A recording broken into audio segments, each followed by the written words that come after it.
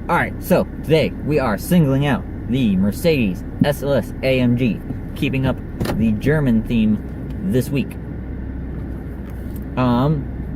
Why the SLS? Because wanted to keep with doing the more up-to-date cars. So we did the current version of the Audi R8, the current version of the Porsche 911, and so on and so forth, right?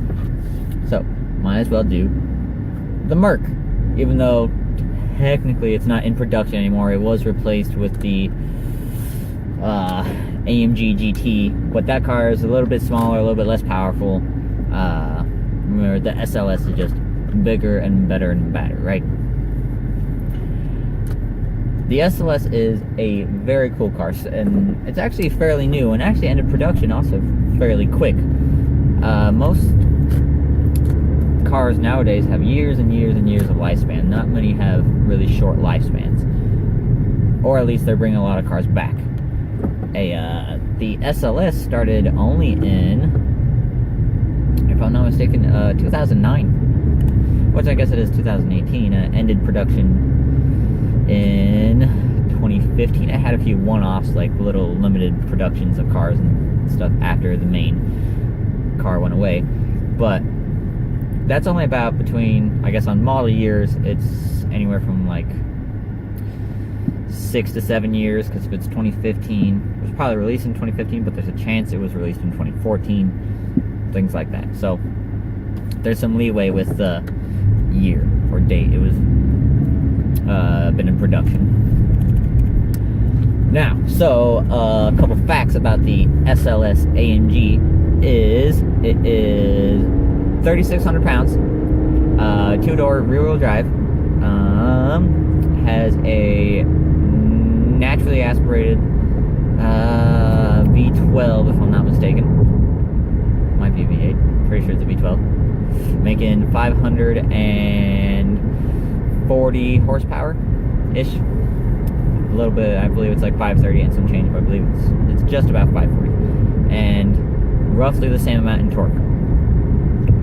I like the SLS because it is, to me, one of Mercedes' best looking cars.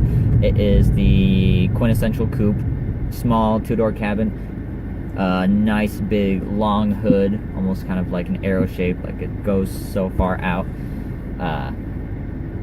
Really, really great looking car. And it is also one of the only supercars to have a full electric version that also picked it up all the way to 700 horsepower. So in 2014 or 15, during the end of the run of the SLS, it got a full electric version, and it could do 0 to 60 one whole second faster, if I'm not mistaken, than the regular gasoline powered one. And obviously, like almost every electric vehicle, that one had all-wheel drive. So, huge advantage there. Could do the quarter mile, seconds faster, things like that. Now, the gas-powered version was no slouch. It could do a quarter mile in 11.7 seconds. Now, to try and get 1.7 seconds off of per mile time, that is a lot.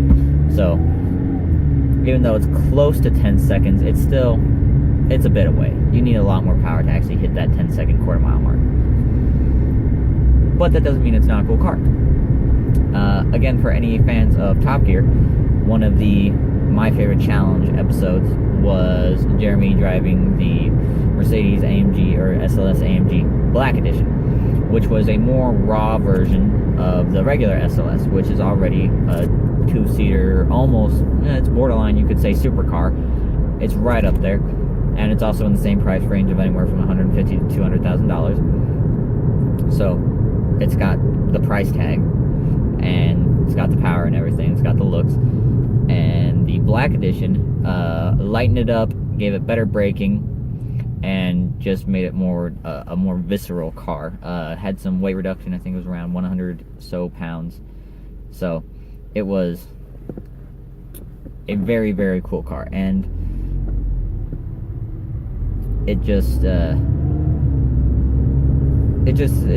really, really cool. It's a It's one of those cars that a lot of German cars, like the Porsche, like the R8, they all do their job so well, right? They're just really fine-tuning machines.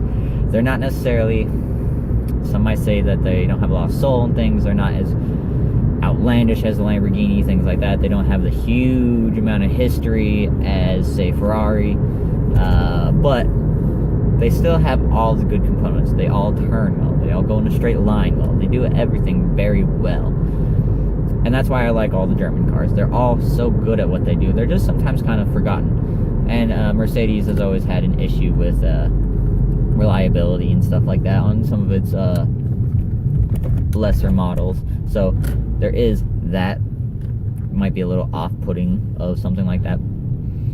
Sadly, I don't exactly know resale value, but I imagine if it was in that 100+ range in 2015, you can probably get a used one for, I don't know, you could probably get them well below 100 grand now, depending on mileage and things like that.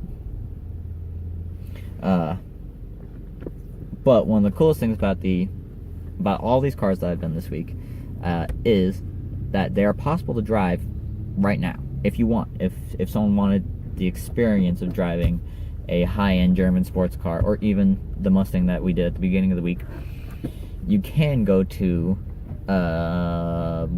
if you're interested, a website called Las Vegas Dream Racing.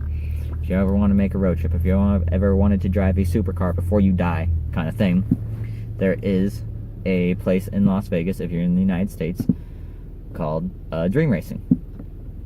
Look at their website, totally recommend it. Looks like a lot of fun, but what you do is you buy your package of vehicle. So you could buy, for instance, you can buy 2 cars, or you can rent 2 cars for a day.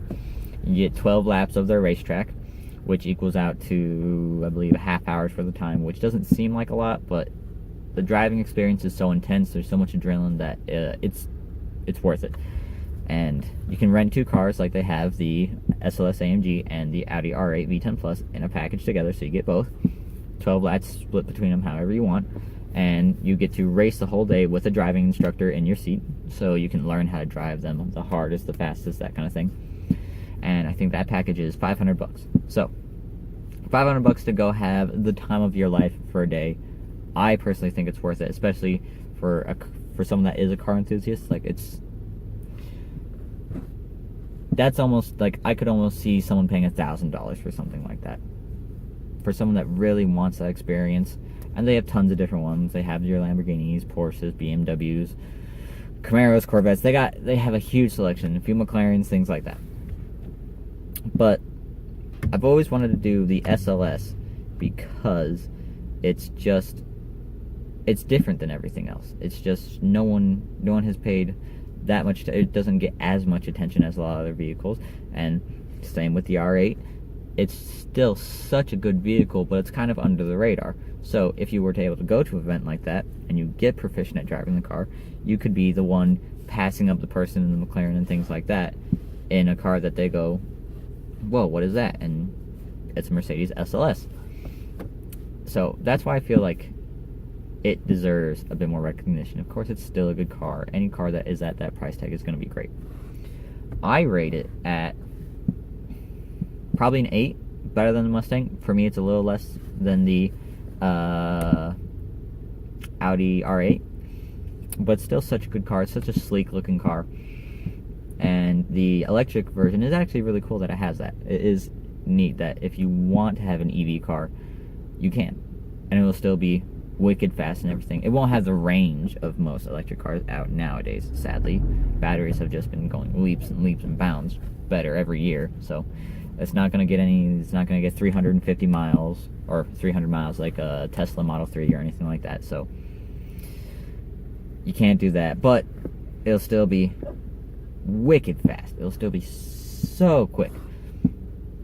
And you're all-wheel drive and everything. So if you can find one, if you can afford one, if you're looking for a supercar, I would say take a look at the Mercedes SLS AMG. You won't be completely disappointed, and who knows, maybe you'll find something cooler and a bit more different than everyone else. And that's all we have today. So this week started off with American, but we ended in Germany. Probably gonna do theme weeks from now on. Next week I'm thinking of doing Italy, doing Ferrari, Alfa Romeo, all that kind of stuff, Lamborghini, and of course we're doing all the big hitters right off the bat. Like, these are the eye-grabbing cars, things like that. But we'll do everything. Like, that's the plan with this show, is to single out every car in the industry, whether it's a sedan like a Chevrolet SS or even an Impala or something like that, and going all the way up to the highest. So we're not going to leave any cars out. We're just doing all the big hitters first, but we will probably keep this theme thing going because I like it. It's nice to, if you do see a car that you like, maybe you have a car that's very close to it, and maybe we'll hit that throughout the week, things like that. So, as always, I know that this was a little bit shorter than the other ones, but who cares? That's the whole point, is trying to be relaxed. As always, like, comment, subscribe. If you have a comment, if you have a vehicle you want us to do, let us know. If you have any detailing questions, let us know. We haven't done any videos on that, but we will soon, promise. And I will see you all later.